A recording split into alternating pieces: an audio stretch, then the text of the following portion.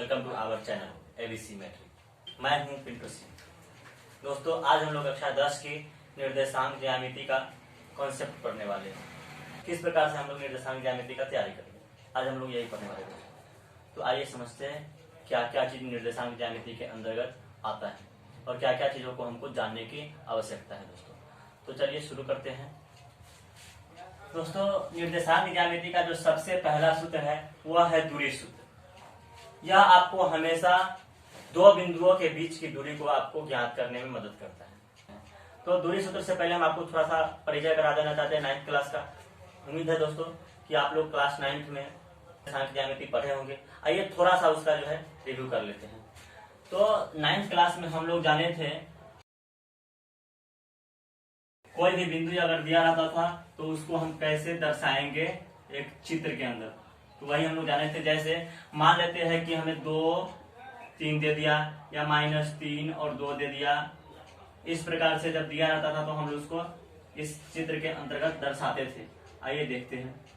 या फिर कभी कभी -3, -2 दिया रहता था या 4 और उसके बाद -3। इस प्रकार से अगर दिया रहता था तो हम इसको किस तरीके से दर्शाते थे, हम लोग ग्राफ पे इसको कैसे जो है दर्शाते थे, ये हम लोग जाने थे।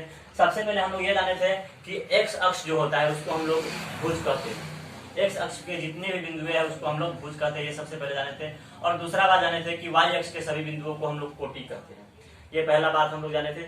दूसरी बात हम लोग जाने थे कि एक्स निर्देशांक जो होता है वह पहले लिखा जाता है। कभी भी किसी भी निर्देशांक में पहला जो बिंदु होता है वह एक्स होता है, दूसरा जो होता है वो वाई होता है। जैसे यहाँ पे 2 देखा जा रहा है तो यह भुज है और यह जो है वह कोटि है। यानी एक्स निर्देशांक को भुज कहते हैं, वाई निर्देशांक को क्या कहते हैं, कोटि।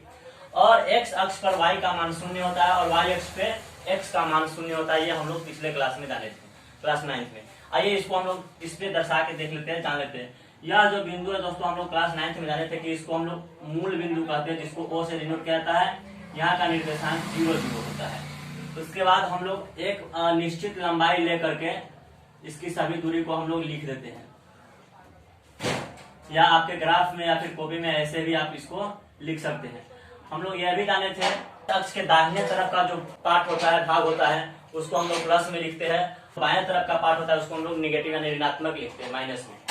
और उसी प्रकार से एक्स अक्ष जो है यानी मूल बिंदु, उससे ऊपर का जो साइड होता है उसको हम लोग प्लस में लिखते हैं और एक्स अक्ष से नीचे का जो होता है उसको हम लोग माइनस में यानी ऋणात्मक में लिखते हैं। दोस्तों, इस प्रकार से हम लोग जाने थे पिछले।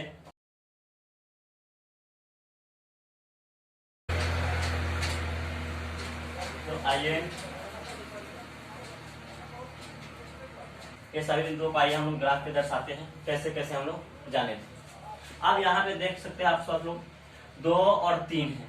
तो 2 जो है वह प्लस में है और 3 भी प्लस में है। तो 2 एक्स का है वो प्लस में है। तो आपको बताया गया है कि वाई एक्स से दाहिने तरफ का जो होता है वह प्लस में होता है।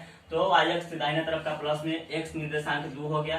आपको पहले ही बताया कि एक्स निर्देशांक पहले लिखा जाता है, वाई निर्देशांक बाद में लिखा जाता है। तो एक्स निर्देशांक 2 है जो कि प्लस में है, तो यहाँ पे हो गया। और वाई निर्देशांक 3 है जो कि यहाँ पे है प्लस में। तो इस दोनों को जो मिलाएंगे वह हमारा निर्देशांक बिंदु होगा।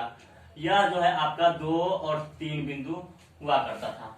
इस प्रकार से दूसरा जो बिंदु है -3 और 2, तो -3 और 2 को हम लोग कैसे दर्शाएंगे। तो पहले एक्स निर्देशांक जो है वो नेगेटिव है, माइनस में है। तो एक्स निर्देशांक इधर है माइनस में। सॉरी, हमने लिखना भूल गया। यह एक्स अक्ष है, इसको एक्स लिखते हैं और इसको एक्स डैश लिखते हैं। या वाई अक्ष है, इसको वाई लिखते हैं और इसको वाई डैश लिखते हैं। यह भूलना नहीं चाहिए सबसे पहले। चलिए अब आगे बढ़ते हैं। तो -3 और 2 है, तो पहले x में -3 है तो -3 को हम लिया यहाँ पे, और 2 को प्लस में है तो 2 प्लस में y का है जो यहाँ पे है। इसको हम लोग बढ़ा लेते हैं ऊपर की तरफ और इसको इधर की तरफ। तो यह बिंदु जो है वह आपको -3 और 2 है। अगला बिंदु जो है -3, 2 है। -3 और -2 है, दोनों के दोनों नेगेटिव। तो इसको कैसे दर्शाएंगे। तो सबसे पहले x है तो -3 है, x में -3 तो यहीं पे रहेगा। लेकिन -2 y में आ गया जो नेगेटिव है तो नीचे आ जाएगा। इसको इधर की तरफ दर्शाएंगे तो यहाँ पे आ जाएगा दोस्तों। यहाँ पे -3 और -2 आ गया। इस प्रकार से आप इसको दर्शा के देख लेते हैं।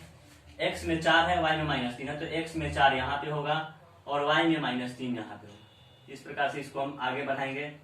तो यह बिंदु जो है आपको 4 और -3 हो जाएगा। इतना हम लोग जाने थे पिछले क्लास में। पिछले क्लास में हम लोग ये भी जाने थे कि इसको प्रथम तल कहते हैं, यानी इसको निर्देशांक का प्रथम पाद कहते हैं, प्रथम चतुर्थांश कहते हैं, इसको द्वितीय चतुर्थांश कहते हैं, इसको तृतीय चतुर्थांश कहते हैं, इसको चतुर्थ चतुर्थांश कहते हैं, ये जाने थे। और प्रथम चतुर्थांश का जो चिन्ह होता है वह प्लस प्लस होता है, द्वितीय चतुर्थांश का जो चिन्ह होता है वह माइनस प्लस होता है, और तृतीय चतुर्थांश का जो चिन्ह होता है वह माइनस माइनस होता है, और चतुर्थ चतुर्थांश का जो चिन्ह होता है वह प्लस माइनस होता है। इस प्रकार से हम लोग जाने थे। अब यहाँ पे जो दूरी सूत्र हमको दिया गया है, इस दूरी सूत्र का कैसे उपयोग करना है यहाँ पे देखिए। जैसे मान लेते हैं यह बिंदु एक दिया गया और एक बिंदु यह दिया गया। अब इस दोनों के बीच की दूरी कितना है, इस दूरी को ज्ञात करने के लिए दूरी सूत्र का हम लोग को प्रयोग करना है, या इससे इसकी दूरी कितना है, इस दोनों के बीच की दूरी ज्ञात करने के लिए हमें दूरी सूत्र का प्रयोग करना है। उम्मीद करते हैं कि आपको यह समझ में आ गया होगा। आइए अब दूरी सूत्र को हम लोग साबित करके देख लेते हैं कि दूरी सूत्र आया कहां से, और उसके बाद हम लोग एक सवाल भी उस पर बनाएंगे। मान लेते हैं यह x अक्ष है और यह y अक्ष है। x अक्ष x डैश है, इधर बाएं की तरफ, दाहिने की तरफ x है, ऊपर की तरफ y है, नीचे y डैश है। अब आप सबको पता है कि यह मूल बिंदु है, इसका निर्देशांक 0 0 होता है। अब इसके बाद मान लेते हैं यहाँ पे कोई दूरी है जिसको हम x1 कहते हैं, यहाँ पे कोई दूरी है जिसको हम x2 कहते हैं। इसी प्रकार से यहाँ पे कोई दूरी है y1 और यहाँ पे कोई दूरी है y2। तो हम जो है पहले चतुर्थांश में ही इसको साबित करके देख लेते हैं, दूसरे चतुर्थांश द्वितीय चतुर्थांश में करने में समय लगेगा, इसलिए पहले चतुर्थांश में इसको कर लेते हैं। अब मान लेते हैं यहाँ पे इस दोनों के बीच की जो दूरी बिंदु होगी वो यह होगी, और इस प्रकार से इसको मिलाएंगे तो ये होगा। अब मान लेते हैं यहाँ पे x1 y1 बिंदु है, और ये जो है x2 और y2 बिंदु है। हमें x1 y1 से x2 y2 के बीच की दूरी ज्ञात करना है। मान लेते हैं यह बिंदु A है, यह बिंदु B, A से B के बीच की दूरी ज्ञात करना है। तो सबसे पहले हम देखेंगे क्या, यहाँ पे यह जो है बिंदु इस प्रकार से आ रहा है। अब यहाँ से देखिए एक प्रकार का त्रिभुज बन रहा है, समकोण त्रिभुज। आप सबको पता हो कि समकोण त्रिभुज में पाइथागोरस जी का जो प्रमेय है, कर्ण का वर्ग शेष दो भुजाओं के वर्गों के योग के बराबर होता है। इस प्रकार से हम लोगों ने जाना है। सबसे पहले हम लोग देख लेते हैं यहाँ पे, यहाँ से यहाँ की दूरी जो है वह x1 है, और यहाँ से यहाँ की दूरी जो है वह x2 है। तो इस बीच की दूरी क्या होगी, बड़ा वाला में से छोटा वाला को घटा देंगे तो इतना बच जाएगा ना, तो क्या होगा x2 माइनस x1। इसी प्रकार से यहाँ और यहाँ के बीच की दूरी जो है वो y1 है, और यहाँ से यहाँ के बीच की दूरी जो है वह y2 है। तो इस बीच की दूरी क्या होगा, y2 माइनस y1 यह होगा, क्योंकि y2 में से इतना को घटा देंगे तो इतना ही ना बचेगा। तो इस प्रकार से यहाँ पे आएगा। इतना आप सबको समझ में आ गया होगा। अब हम लोग देख लेते हैं समकोण त्रिभुज में क्या होता है, कर्ण बराबर कर्ण के वर्ग बराबर दो भुजा के वर्ग। तो यहाँ पर मान लेते हैं कोई बिंदु C है, शेष दो भुजा के वर्गों का योग। इस त्रिभुज ABC में कर्ण क्या है, कर्ण AB है, तो AB का स्क्वायर हो जाएगा बराबर। अब शेष दो भुजा है, तो शेष दो भुजा क्या है, AC है और BC है। AC का मान क्या है दोस्तों, तो AC का मान जो ऊपर है वही नीचे होगा, यहाँ से यहाँ के बीच की दूरी, और यहाँ से यहाँ के बीच की दूरी क्या है, x2 माइनस x1, जो कि इसमें से इसको हम घटाने पे प्राप्त किए हैं। तो क्या हो जाएगा, पहले हम AB लिख लेते हैं, AC का स्क्वायर प्लस क्या हो जाएगा, BC का स्क्वायर। अब AB का मान क्या है दोस्तों, तो AB का कुछ भी मान नहीं, तो हम AB सिर्फ लिख देते हैं सीधे बराबर। अब स्क्वायर को हम बराबर के उस साइड ट्रांसफर करें तो क्या हो जाएगा, रूट। और AC का मान क्या है, x2 माइनस x, तो हम लिख देंगे x2 माइनस x1 का स्क्वायर, प्लस है तो प्लस। अब BC का मान क्या है दोस्तों, तो BC का जो मान है वह यहाँ पे जो मान होगा उतना ही के बराबर है, क्योंकि बराबर दूरी पे है। तो आप देखिए BC बराबर हमने प्राप्त किया है y2 माइनस yn, जो y2 में से y1 को घटाने पर इतना हमारा दूरी प्राप्त हुआ है। तो क्या लिखेंगे y2 माइनस y1 का स्क्वायर। दोस्तों यही हमारा दूरी सूत्र है, देख सकते हैं, और इसी से हम किसी भी दो बिंदुओं के बीच की दूरी ज्ञात करते हैं दोस्तों। और विभाजन सूत्र अब आ जाता है दोस्तों। तो विभाजन सूत्र का प्रयोग किस लिए किया जाता है? विभाजन सूत्र का प्रयोग दोस्तों उस जो जिस अनुपात में विभाजित किया जाता है, जहां पे उस बिंदु का निर्देशांक ज्ञात करने के लिए हम विभाजन सूत्र का प्रयोग करते हैं। अब आ रहा है मध्य बिंदु सूत्र। मध्य बिंदु सूत्र क्या है दोस्तों? जब किसी रेखा को तो आधे भी विभाजित किया जाए तब हम मध्य बिंदु सूत्र का प्रयोग करते हैं। अब आ गया त्रिभुज का क्षेत्रफल वाला फॉर्मूला। तो इसका प्रयोग दोस्तों किसी त्रिभुज के तीन बिंदुओं का जो निर्देशांक दिया जाता है, तीन शीर्ष होते हैं, उस तीनों शीर्ष के निर्देशांक से किसी त्रिभुज का क्षेत्रफल इस सूत्र के माध्यम से हम लोग ज्ञात कर सकते हैं दोस्तों आसानी से। अब आइए हम इस सूत्र पे एक सवाल बना करके देख लेते हैं क्या कैसे बनता है। देखिए, मान लेते हैं इसे हमें एक बिंदु दे दिया, इसको हम मान लेते हैं -1, -2, -3, -4, -5। इसी प्रकार से -1, -2, -3, -4, -5। आप समझ रहे हैं कि मैंने इस दोनों में माइनस क्यों दिया है? क्योंकि यह तृतीय पाद है और तृतीय पाद में दोनों का चिन्ह माइनस माइनस होता है। इधर भी एक्स अक्ष के बाएं तरफ भी मध्य बिंदु से नेगेटिव होता है और नीचे भी नेगेटिव होता है। मान लेते हैं कोई बिंदु एक है, 2 और 1, -2 और -1, -2 और -1, और दूसरा कोई बिंदु है, मान लेते हैं 5, -5 और -5,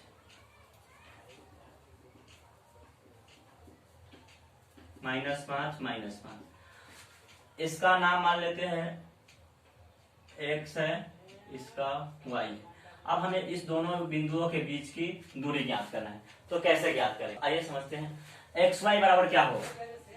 xy बराबर जो दूरी सूत्र है वो हम यही सूत्र लगाएंगे। हम यहाँ पे ab बराबर लिखे, यहाँ पे हमको xy बराबर निकालना है, तो हम xy बराबर वही लिखेंगे जो सूत्र हमारा। तो सूत्र हम क्या लिखते हैं दोस्तों? देखिए, x2 माइनस x1 का square plus y2 minus y1 का स्क्वायर बराबर। अब इसका x2 कितना है? तो -5, माइनस x1 कितना है? तो -2 है, तो -2 इसका भी लेना पड़ेगा, और इसका स्क्वायर तो स्क्वायर प्लस y2 कितना है? -5 है, तो -5 हमने ले लिया, माइनस फिर y1 है, y1 भी माइनस में है, तो -1 इसका लेना पड़ेगा। अब इसको हम स्क्वायर करेंगे दोस्तों, कितना हो जाएगा? √अंडर -5 और माइनस माइनस प्लस 2, इसका square plus -5 minus minus plus 1, इसका स्क्वायर हो जाएगा। इस प्रकार से यहाँ पे आ जाएगा बराबर। फिर से हम यहाँ पे रूट लगाएंगे, -5 में से 2 घटेगा तो -3 हो जाएगा, इसका स्क्वायर हो जाएगा, प्लस -5 में से 1 घटेगा तो -4 हो जाएगा, इसका स्क्वायर हो जाएगा। इस प्रकार से यहाँ पे आ जाएगा। -3 का स्क्वायर प्लस में 9 होगा। आप सबको पता है कि माइनस का स्क्वायर प्लस होता है, और -4 का स्क्वायर प्लस में 16 होगा। इस प्रकार से बराबर में √25 आ गया है, और 25 का वर्गमूल क्या होता है? 5 इकाई इसका आंसर होगा दोस्तों। तो इस दोनों के बीच की जो दूरी है वो क्या है? 5 इकाई। यह दूरी सूत्र के माध्यम से हमने याद किया। तो इस प्रकार से आप दूरी सूत्र का प्रयोग कर सकते हैं दोस्तों। आई होप कि आपको समझ में आ गया होगा। तो इसी प्रकार के वीडियो देखने के लिए हमारे चैनल को सब्सक्राइब करिए, और डेली बाय डेली आज से कंटिन्यू इस चैनल पे वीडियो आते रहेंगे। पूरा निर्देशांक का वीडियो बनाया जाएगा, तो आप इस चैनल को सब्सक्राइब करें और अगला वीडियो के लिए इंतजार करें दोस्तों। धन्यवाद।